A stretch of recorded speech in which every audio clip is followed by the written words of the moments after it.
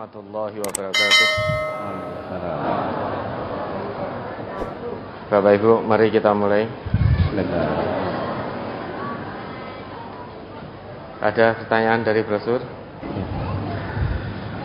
Di halaman 4 pada poin nomor 2, banyak mengingat mati dan kehidupan akhirat. Allah berfirman, Aina ma takunu yudrikumul mautu walau kuntum fi burujim musyayyadah. Di mana saja kamu berada, kematian akan mendapatkan kamu, kendati pun kamu di dalam benteng yang tinggi lagi kokoh. Tetangga saya habis kena musibah, ibu mertuanya meninggal dunia. Setelah itu tiap malam sampai 7 hari diadakan doa bersama. Setelah selesai dan pulang, dilanjutkan beberapa orang judi remi sampai pagi. Bagaimana yang seperti itu, Ustaz? Lah kok tanya saya? Ya tanya tetangganya tadi, gitu. Tanyakan ke tetangganya, tujuannya untuk apa? 7 hari 7 malam mendoakan. Ya, habis selesai berdoa bersama-sama, lanjutkan judi bersama-sama. Itu tujuannya untuk apa? Nah, kalau tanya saya tidak mengamalkan itu karena belum tahu ilmunya. Ya, sedangkan Allah Tuhan kita mewanti-wanti, wala taqfu ma laisa laka bihi ilmun. Inna sam'a wal basara wal fu'ada kullu ulaika kana anhu mas'ula. Coba diingat kembali ayatnya itu. Surat Al-Isra nomor surat 17 ayat 36. Wala taqfu ma laisa laka bihi ilm. Inna sam'a wal basara wal fu'ada kullu ulaika kana anhu mas'ula.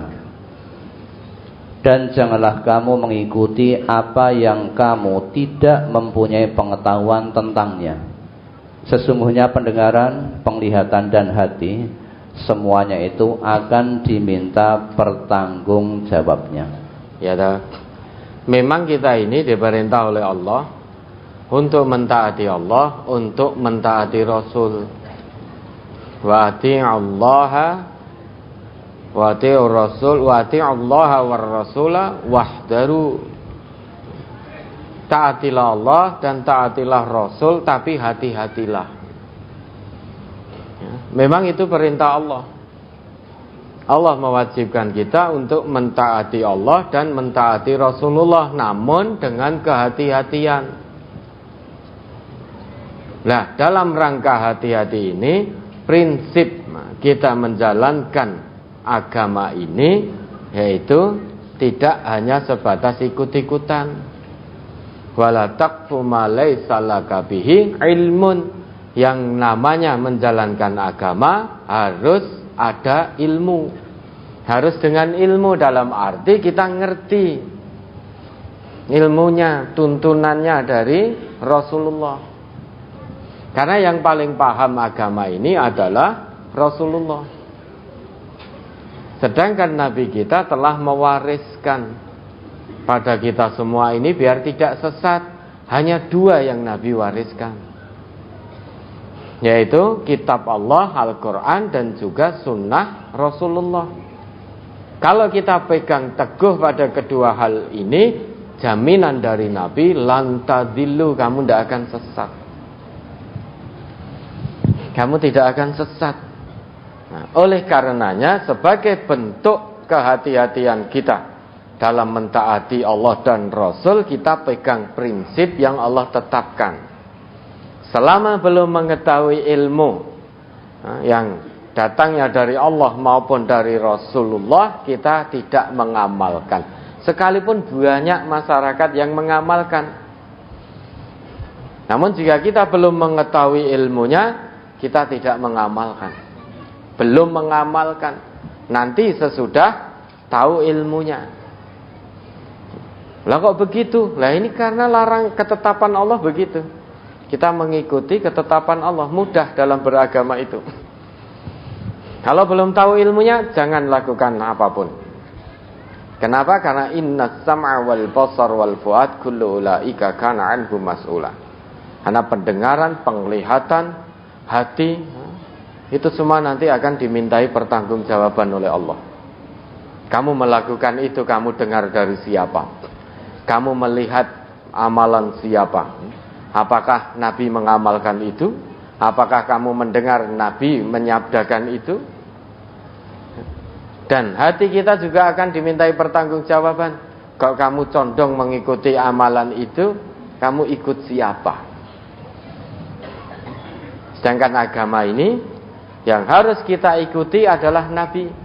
Kata Allah, Qul in kuntum tuhibbunallah fattabi'uni yuhibbukumullah wa yaghfir lakum dzunubakum. Dalam beragama itu hanya satu yang harus kita ikuti, yaitu Nabi. Kalau kita mengikuti Nabi dalam beragama ini, maka akan mendapatkan kecintaan dari Allah. Yang memberi jaminan itu Allah langsung. Kalau mendapatkan kecintaan dari Allah, dosa-dosa kita akan diampuni. Sedangkan pahala ini bukan menurut kita, namun menurut Allah. Coba diingat An-Nisa 123. Meski menurut kebanyakan orang satu perbuatan itu mendatangkan pahala, kita jangan ikut-ikutan. Karena pahala itu bukan menurut angan-angan manusia, tetapi pahala kebaikan itu menurut Allah. Sedangkan Allah perintahkan untuk mendapatkan cintanya Allah, agar diampuni dosa-dosanya oleh Allah, ikuti Nabi. Sedangkan Nabi hanya meninggalkan dua perkara tadi, yaitu Al-Quran dan sunnah beliau. Sehingga Allah tetapkan laisa bi amaniyikum wala amaniyi ahlil kitab. Lanjut ya, dibaca 123 124 ayat 123 dan 124. Laisa bi amaniyikum wala amaniyi ahlil kitab may ya'mal su'an yujza bihi wa la yajid lahu min dunillahi waliyyan wa la nasira wa may ya'mal minas solihati min zakarin aw unsa wa huwa mu'minun fa ulaika yadkhulunal jannata wa la yudlamuna nakira. Pahala dari Allah itu bukanlah menurut angan-anganmu yang kosong, dan tidak pula menurut angan-angan ahli kitab. Barang siapa yang mengerjakan kejahatan, niscaya akan diberi pembalasan dengan kejahatan itu, dan ia tidak mendapat pelindung dan tidak pula penolong baginya selain dari Allah. Barang siapa yang mengerjakan amal-amal soleh, baik laki-laki maupun wanita, sedang ia orang yang beriman, maka mereka itu masuk ke dalam surga dan mereka tidak dianiaya walau sedikit pun. Ya, Allah sudah sangat tegas sekali. Gampang cetol melo-melo. Kalau buat ketetapan pahala di sisi Allah itu bukan menurut angan-angan manusia, tapi menurut angan-angan menurut Allah, bukan menurut angan-angan manusia yang kosong, namun menurut ketetapan Allah. Laisa bi amaniyikum wala amaniyi ahlil kitab.